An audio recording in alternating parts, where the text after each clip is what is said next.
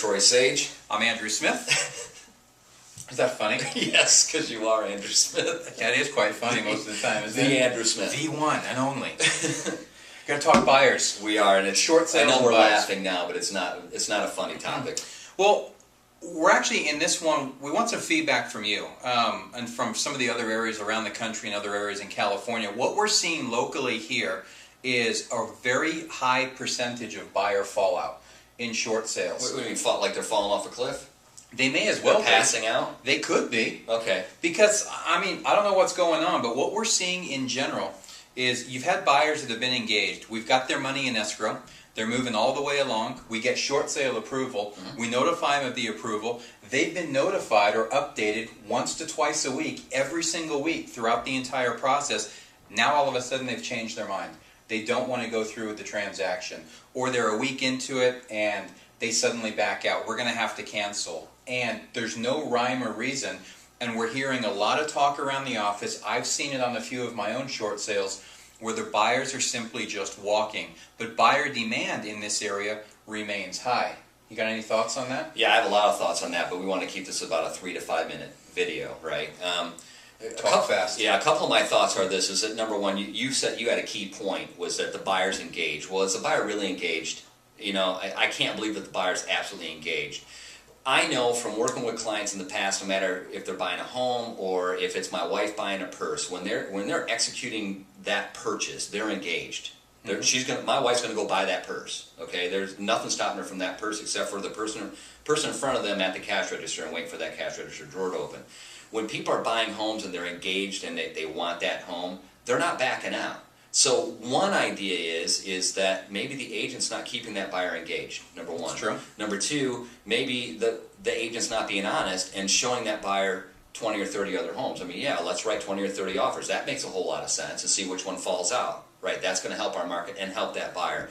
I don't think the agent's thinking about the fact that when that buyer walks into a property and they are emotionally attached to that property, I think a lot of agents forget this. When a buyer finds a property, it's not because the sink is located where it is or the living room is where it is. They emotionally become drawn to that property. They're sucked in. Why would you have somebody get emotionally attached to 4 or 5 homes?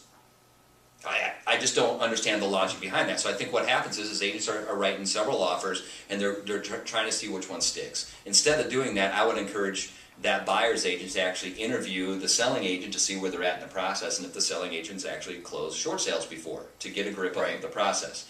I think the other reason that I've seen happen in the last couple of weeks is that the buyer mysteriously doesn't qualify for the loan anymore. I have seen that one on a few of them. Like it's and I won't sing for you, but it's like the clouds part and all of a sudden this golden buyer, the buyer's agent, the buyer, everyone's calling the listing agent on a continuous basis. We open escrow and all of a sudden they go, oh, we don't qualify anymore. Well, what happened? Were you really qualified in the first place?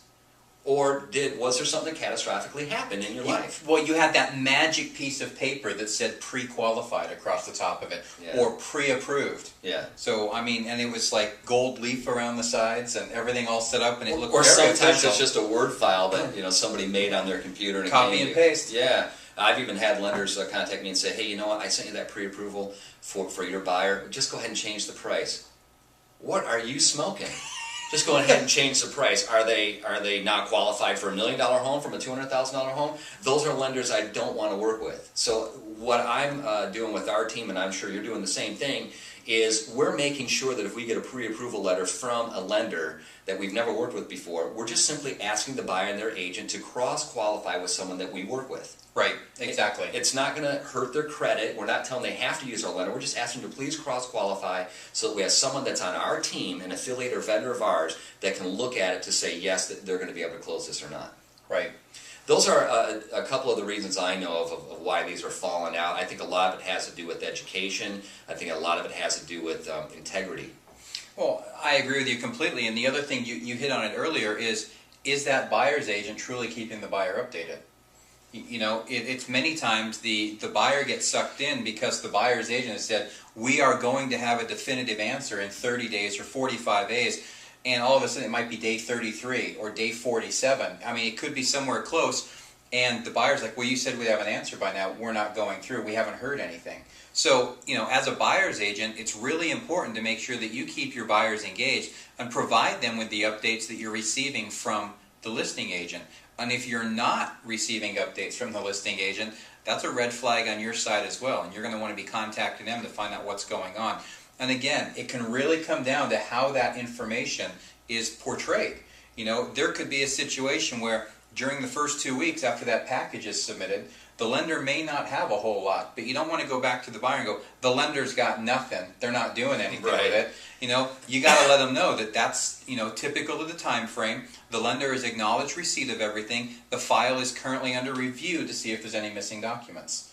I mean, let them know something based upon the information that you're receiving from the listing agent. Yeah, it all goes back to education. If the buyer's aware of, and the way that we explain it to our buyers, if they're going to write an offer on a short sale, the key is being first in line, because only one offer is sent off to the bank. Okay? Right. Be first in line, get your seller to agree to this particular offer. And then it's like buying something on back order. It may or may not ever really be sold to that particular buyer. In the same token, if it is going to be sold, it's most likely not going to be discounted. It's a back order item. People want these properties unless there's major damage, and we've already kind of done a video on this. But the point is you have to keep them engaged, and the agent has to stay engaged with the selling side agent. There's a whole lot of communication that goes on, and now we're kind of coming full circle that really when the communication drops, I mean, nobody, especially a seller, wants to find out 11, 12, 15 days into escrow when we have an approval letter that now all of a sudden the buyer doesn't qualify. Exactly. You know, the buyer's agents have to keep this in mind, and I will bet a commission check on this that there are attorneys out there right now talking to homeowners that are selling their homes as a short sale saying, listen, if you fell out of escrow while you were trying to sell this property, we can go after the buyer's agent, the seller's agent, and the buyer. They made you foreclose because of the fact that you couldn't sell the property to anyone else. Exactly. And really that's true. If we have an open escrow, we can't sell this property to anyone else. And if that buyer doesn't perform or sign a cancellation or withdrawal, we're in a heap of trouble. Someone's going to get sued. It's like anything else. Communication is key. Keep the lines of communication open, and that way you're going to keep everyone engaged and get these things to closing. Yep. So anyone have any questions, comments, suggestions, feedback? We would love to hear it. You can find us on the web, www.s2neg.com. Thanks for stopping by. See ya.